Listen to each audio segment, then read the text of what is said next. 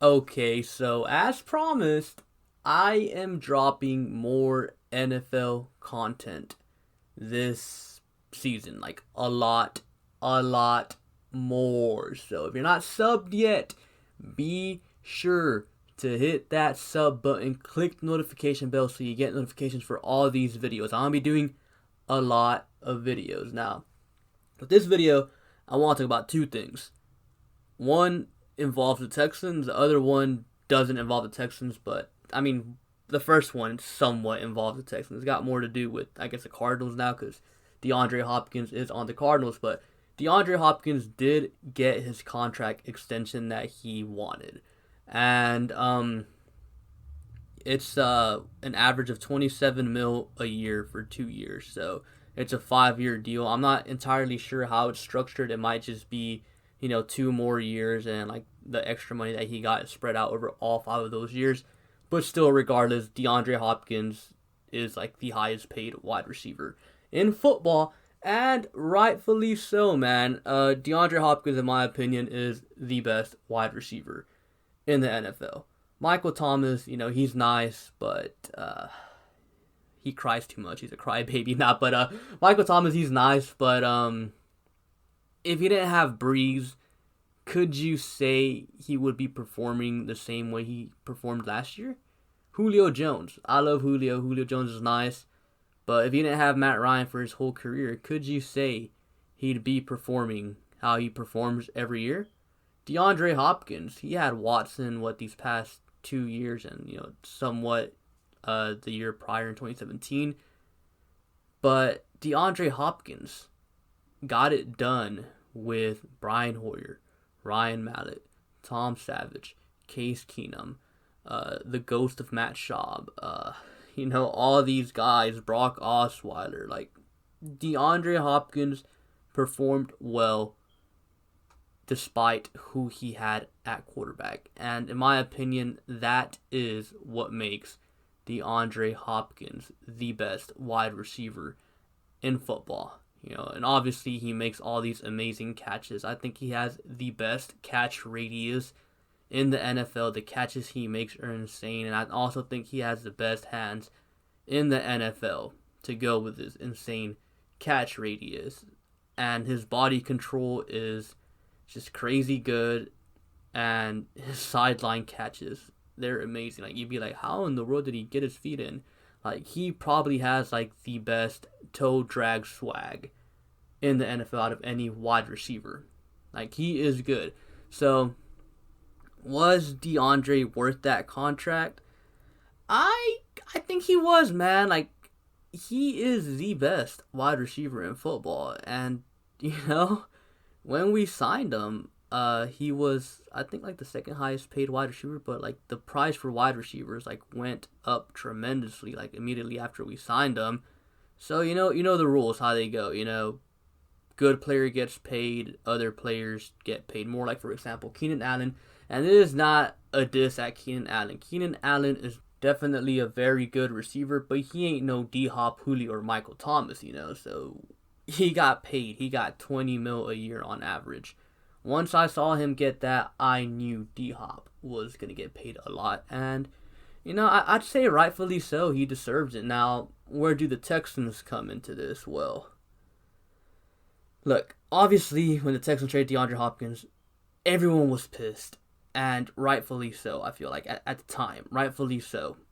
And then, once I saw what the Texans were going for, a speed approach offense, pick your poison type of stuff with Brandon Cooks, Will Fuller, Kenny Stills, Randall Cobb, and all those guys, the receiving threat backs with Duke Johnson, David Johnson.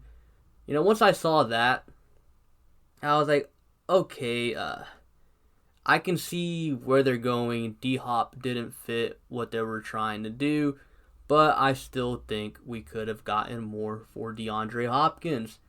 But then DeAndre got this huge extension, and I was like, okay, it makes perfect sense now. Like, I am no longer pissed about what we got in return, because not many teams would have given DeAndre Hopkins that crazy big contract, and not many teams would have gave up high draft picks and a huge contract for a player. Like it just doesn't happen. So I'm not saying it was a good trade, but I understand it now 100%. I mean, what I'm trying to say now is I can die in peace knowing that the Deandre Hopkins trade wasn't absolutely, dumb, because keep in mind the Texans had to re-sign Deshaun Watson, Zach Cunningham, Lermy Tunsil, and also Justin Reed here coming up. And if we would have gave Deandre that contract, which he does deserve, by the way, like I've said before,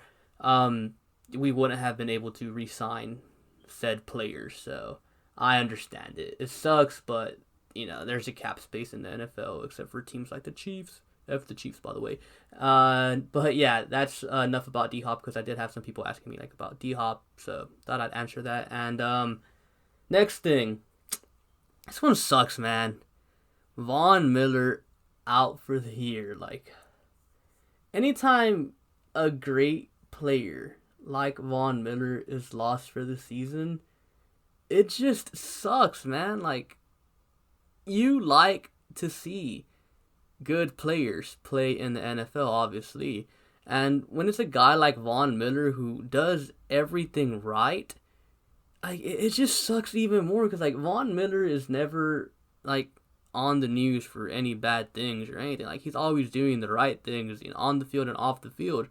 So you just hate to see it. And Broncos fans are probably devastated by this news, because, here come the Broncos, one of the most hyped up teams, and rightfully so, of the offseason, with their new explosive offense. And, Bradley Chubb and Von Miller, a good pass rushing duo in the making. And before a single game's even played, Von Miller is lost for the season. That sucks. That really sucks, and I really, really feel, the Broncos fans, because it's similar when we lose JJ for the year. We've lost him for the year, 3 out of the last 4 years, and it's absolutely devastating, because, you love that player.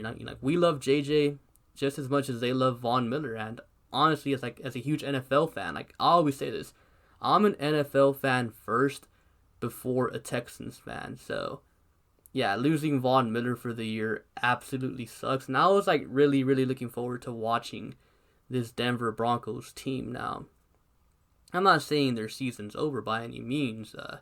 I still think they make the playoffs, but without Von Miller, damn, dude. Yeah, they got Jurrell Casey and Chubb as well, but Von Miller is Von Miller, one of the best defensive players in the NFL to this day. Yeah, I understand he's a little bit older, but dude still wrecks games, man.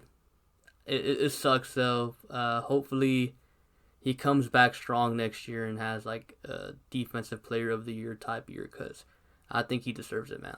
You just hate to see things like this happen with great players like Von Miller, or honestly any player for that matter. Injuries suck.